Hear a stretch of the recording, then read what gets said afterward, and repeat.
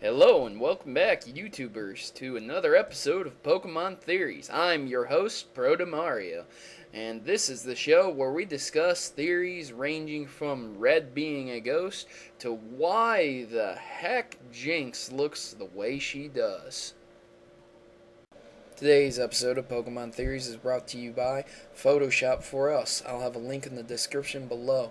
This is the same website that did my YouTube banner, so if you're interested in anything needing Photoshop, go ahead and drop them a line. That's Photoshop for Us. On to the Pokemon Theory.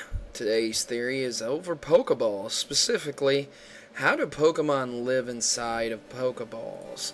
This theory was asked by Shangahayando. I'm sorry if I butchered that. He asked what happens to Pokemon in Pokeballs. A simple question that I've always theorized about, so this technically isn't just asked by him, but also by myself. A Pokeball first must be identified, so that is a type of item that is critical to a trainer's success in storing and catching Pokemon. You can't just walk around with Pokemon outside their Pokeballs for the most part, though several Pokemon don't like being confined to Pokeballs, like Ash's Pikachu and Mewtwo. Of course, there are much larger Pokemon who may or may not enjoy being confined in a small Pokeball, but for the most part, most Pokemon stay in their Pokeballs. Pokeballs are a unique type of device used by trainers abroad. It doesn't matter what kind of trainer you are, but the most basic of Pokeballs is, of course, the regular Pokeball. It is red, white, and has a black stripe across it with a dot. It can go into a smaller size or the size of a baseball. So the smaller size would be about the size of a ping pong ball. The strength of a Pokeball is determined by how much a wild Pokemon's catch rate is, but more or less the regular Pokeball is the worst of the bunch, and the better one, or rather the best, would be the Master Ball with a 100% catch rate, and there are tons of balls in between. The invention of Pokeballs apparently occurred in the Johto region, where apricots grew, and there was a guy who made them named Kurt in Azalea Town, if you remember from Heart Gold and Soul Silver. Then in the future, a little bit later on, corporate Japan, I almost said America, took over, and Silphco and the Devon Corp started developing Pokeballs. They were even working on the Master Ball when Red went through. And later on in games, as time progressed, it can be seen that the Silphco did actually develop the Master Ball, as you get a Master Ball for doing certain things. So there is a trainer who claims that Pokeballs did not exist during his childhood, named Drayden, and he is a dragon trainer who's been alive for quite some time. But in the anime episode Sunken Ship, A Ship Full of Shivers, there are Pokeballs at the bottom of the ship, and it looks as if they were made over 300 years ago.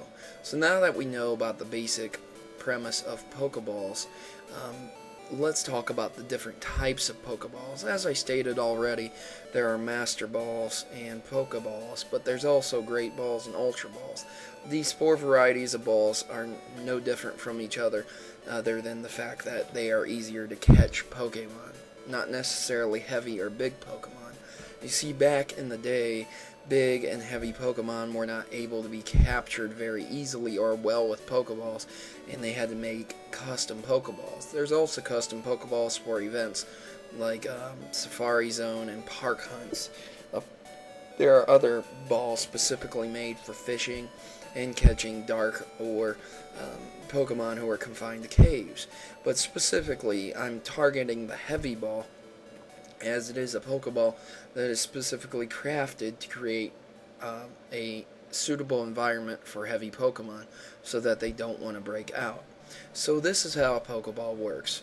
When you throw a Pokeball, if it is not deflected by the Pokemon being caught, it will turn that Pokemon into a residual red energy force inside the Pokeball. wherein then the Pokemon has an opportunity to break free from the Pokeball. Depending on how strong the Pokeball is or how well crafted it is to suit the Pokemon's environment, the Pokemon will choose to stay or escape, and that is the Pokemon's choice. Of course, if it is deflected, it will break the Pokeball or sometimes return the Pokeball in the case of animes. Pokeballs are specifically constructed for Pokemon capture and transport and training, and only used to house Pokemon for trainers and pets. There are definitely different types of Pokeballs for different Pokemon. As I said before, heavy balls would be more suited for bigger, larger, heavier Pokemon. The Pokeball design itself is contoured for the shape of Pokemon to curl up and heal their wounds, being more of an innovation that allows Pokemon to regenerate within them a lot easier. Every Pokeball has been designed for comfort, and furthermore, while it's not known exactly how a captured Pokemon perceives their time inside the Pokeball, the device itself is stated to replicate a quote-unquote friendly environment that is designed for their comfort. In fact, there is an example of Iris's Dragonite inside a Pokeball in the anime that shows how it's sitting there. Now, in the manga, there's plenty of pictures showing tiny Pokemon inside the Pokeballs and that they can technically see out of them even though they're inside them and stuff like that.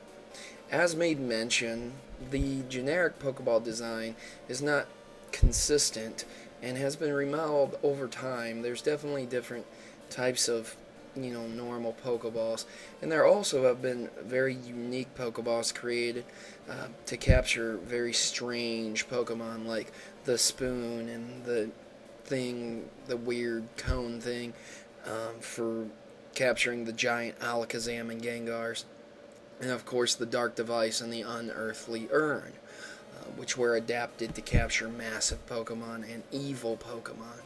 There have also been unique Pokeballs designed by evil organizations like Team Rocket, and of course the evil master Team Rocket trainer who had the Dark Balls before the Dark Balls were known as the Dark Balls, and they turned Pokemon quote-unquote evil, but that's for another theory.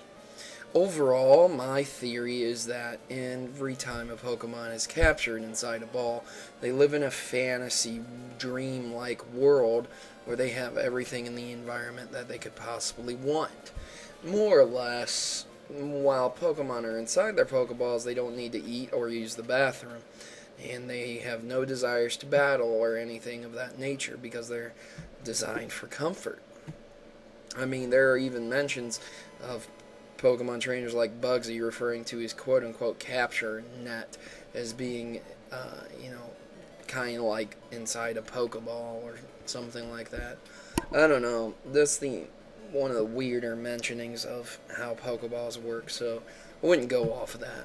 But more or less, there are even made mentions that in several examples, normal Pokeballs have had difficulty catching Pokemon with extremely large or heavy structures, like in the episode Claydol, Big and Tall, and Gulpin It Down.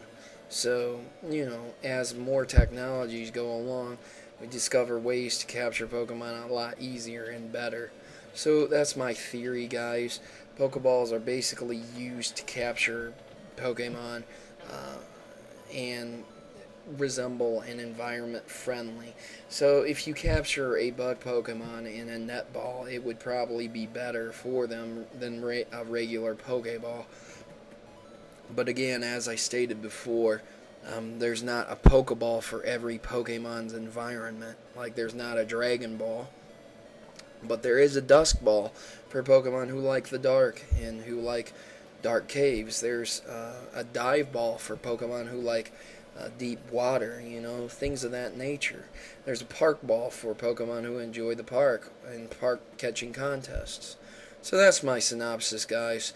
What's inside a Pokeball is just basically the environment that's most suited for the Pokemon. If you have a view on this theory or a theory you'd like me to discuss, please leave it in the comment section below so that I can address it, and I will give you a shout out for bringing up the theory. Thanks for watching, guys, and remember, happy gaming. I hope you enjoyed that video, guys, and now time for a service announcement from the Maverick Army. Tired of the norm? Is it time for a revolution? Join the rebellion and become a Maverick today by subscribing to Protomario. Remember, together, we can create a new world order of gaming. Mavericks unite.